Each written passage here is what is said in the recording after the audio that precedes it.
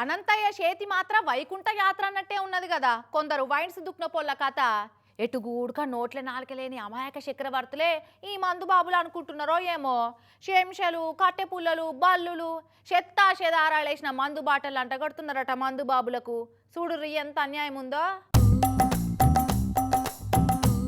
అగ చూడుర్రి బీర్ల తెల్లగా మెరుస్తున్నదా, పార్సిల్ చుట్టే సిల్వర్ ఫాయిల్ ఉంటుంది కదా, అదే కవరు.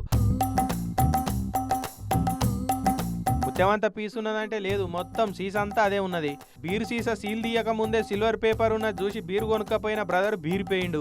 మాడవాలిగే ఎండల బీరు కొట్టి షిల్లైదాం అనుకుంటే సీసకు షిల్లు పెట్టి ఎవడో చెత్తేసినట్టు నాగాశారానికే గిట్ల కావాలన్నా అని బాధపడి ఏడ బీరు కొన్నాడో ఆడికి వచ్చి గదే పోచారం ఐటీ కారిడార్ కాడున్న అన్నోజీ గూడ కాడుండే వైన్స్ కాడికి వచ్చి అన్న బీర్ల చెత్త వచ్చిందే మార్చిగిరి సీసా అని అడిగిరట.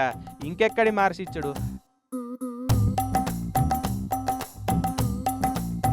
బ్యాంకుల క్యాష్ కౌంటర్ కాడ నుంచి పక్కకు జరిగినాక పైసలు తక్కువ ఉన్నాయంటే నడుస్తుంది.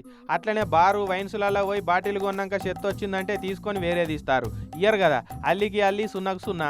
ఆ కంపెనోడు కానరాడు, అమ్మినోళ్ళు మాకేం తెలియదు అంటారు. మరి ఎవరిని అడగాలి? పుసుక్కున చూడకుండా సీల్ తీస్తేనేమో అగో సీల్ తీసిరు కదా మాకేం సంబంధం అని అంటారు. తీయకుండా పట్టుకొచ్చి చూపెడితే కంపెనోళ్ళే కారణం అంటారు. ఇట్లా ఇక కొనుక్కున్నోళ్ళదే గర్జ అన్నట్టు ఉంటుంది ఈ వైన్సోళ్ళ కథ.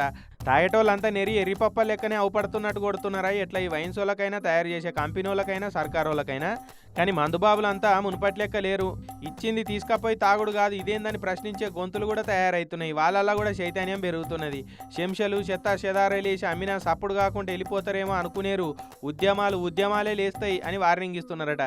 ఈ చెత్త నిండిన బీరు సంగతి ఎరకైన సాటి మందుబాబుల చైతన్య ప్రగతిశీల మందు సంఘాల సభ్యులంతా.